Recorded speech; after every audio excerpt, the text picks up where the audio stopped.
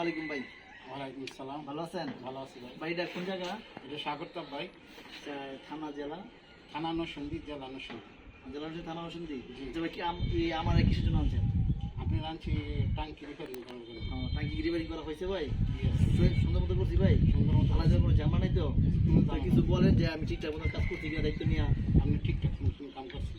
ঠিক আছে ভাই, সবাই উদ্দেশ্যে বলতেছি, এখানে টাঙ্কিটা ফাটার কারণ হইলো এই দেখেন, এই স্ল্যাবটা কিন্তু বসানো ছিল না।